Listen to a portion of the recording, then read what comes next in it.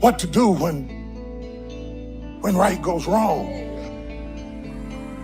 Is there any justifiable reason for my heart being broken? Is there any purpose in my pain? Can you make sense out of my sadness? Or did I just go through all of that for nothing? It's about the obstacles. It's about the challenges. It's about the pain that you endure along the way. Stand on the platform, but when that happens, your mind has to immediately shift back, because now you felt and tasted something that you can only get through winning. Are you willing to do it again?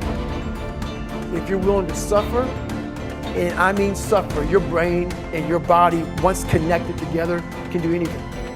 You have to do the process. The process is non-negotiable. It's just, you have to do it. It's about the grind.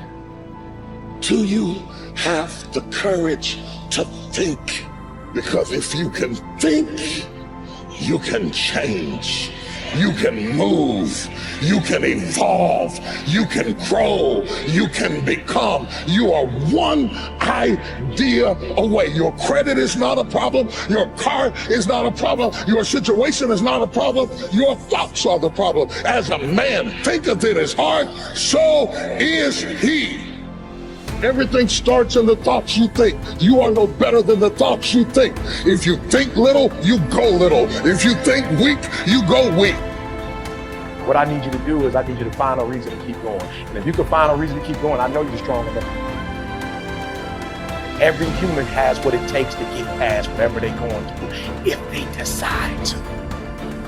If you want to level up your character, then you need to get out here and do it. That's the game. Go look in the mirror right now. Humble yourself. Stop sitting there with an ego. Realize you ain't shit. You need to be around brave men. You need to be paying attention. Listen to the truth. I wasn't born this way. I absolutely not really made myself this way. And any single one of you men out here can do the same thing. If you're a man, you have duty, you have honor, you have things you should be doing regardless of how you feel. You should get up and do what needs to be done. And to me, those are the individuals that win in life. I'm asking you, will you stay mediocre for the rest of your life?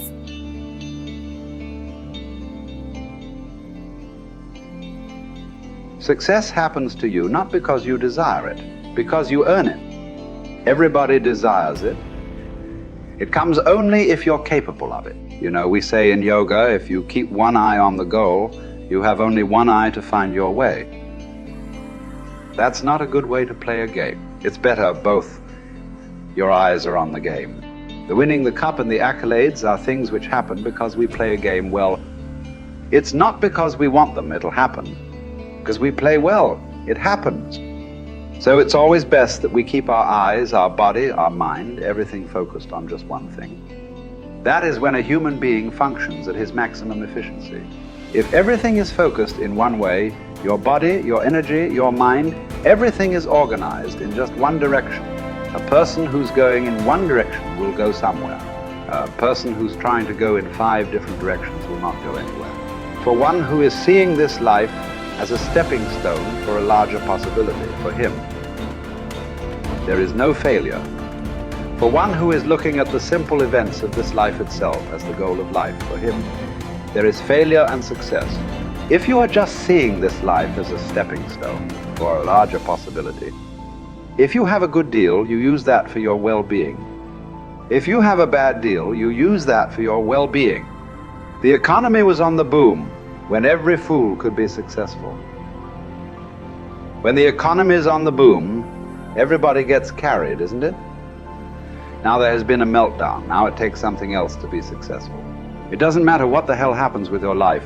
If you are seeing this life only as a stepping stone for a larger possibility, then whatever the situation, it is beautiful and very useful.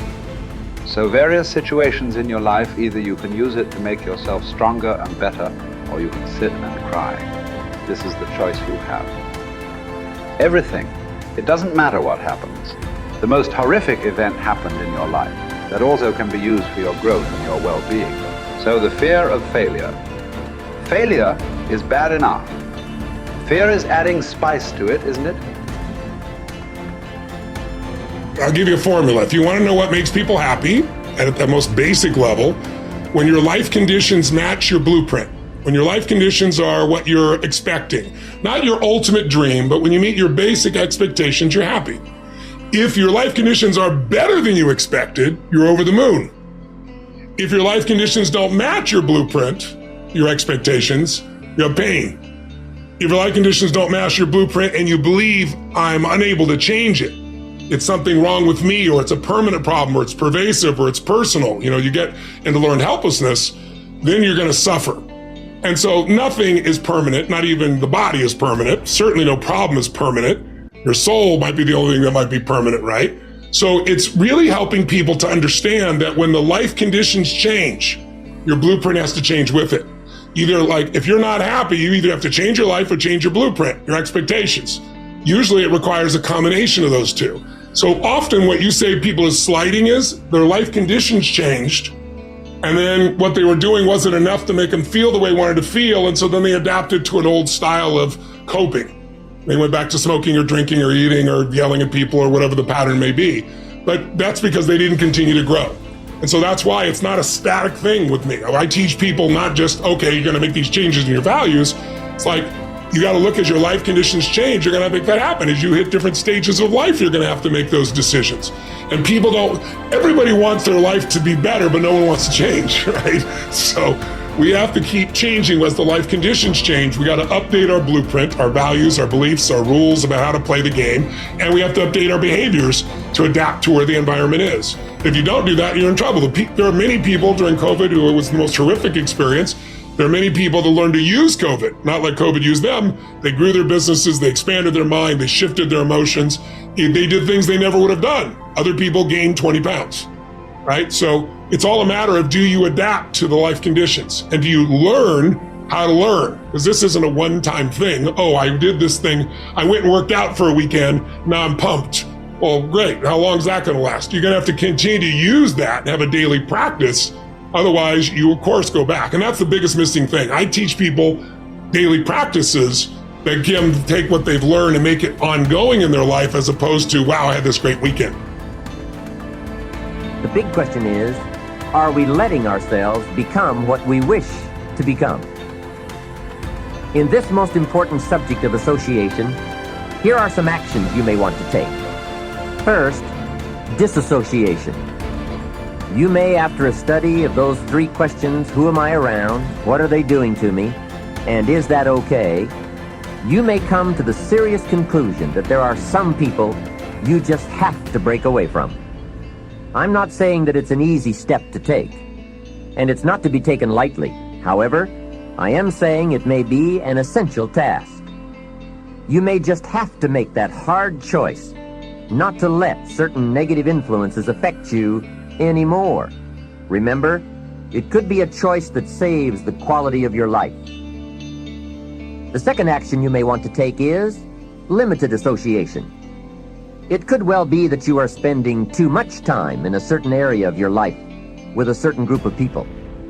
It's easy to put time and effort in the wrong place. The guy spends 3 hours at the ball game and 30 minutes listening to the sermon. See, that's called out of balance. 30 minutes for spirituality, 3 hours for entertainment. That doesn't weigh well 5 years from now, 10 years from now, when you take a look at the sum total of your values in your life. Here's one of the easy ways to end up with a mediocre average life: spending major time on minor things. Sophisticated people learn to weigh everything before they spend time or money. You've got to weigh before you pay. Whether you're going to spend heavy time or light time, you've just got to weigh. Otherwise, if you're not careful, you can get trapped into spending heavyweight time with lightweight people. Now, it's okay to have casual friends as long as you give them casual time, not serious time. Spend major time with major influence and minor time with minor influence. It's so easy to do just the opposite, but don't let it be said that you fell into that trap.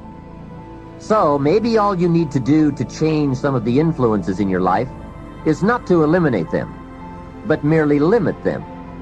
Say, I have a good time with these people, but I'm not going to spend days and days with them anymore. I'm just going to cut that down and save some of that time for more major people and more major enterprises. Remember, it's your life. You can spend your time with whomever you want and whenever you want. But you didn't invest in this program for me to kid you. Take a look at your priorities and your values. We have so little time at our disposal. Wouldn't it make sense to invest it wisely? If you have only $100 in your pocket, it's okay to spend $20 for fun and put $80 toward your important values and commitments. But would you be happy reversing those percentages? Better to put the majority of your money where you know it will get you a positive return, rather than put it where the taste is brief and the results are poor. Of course, you must be the judge. You must determine whether the situation and the people call for disassociation or limited association. But remember, if it isn't taking you where you want to be 5 years from now, 10 years from now, now is the time to fix it.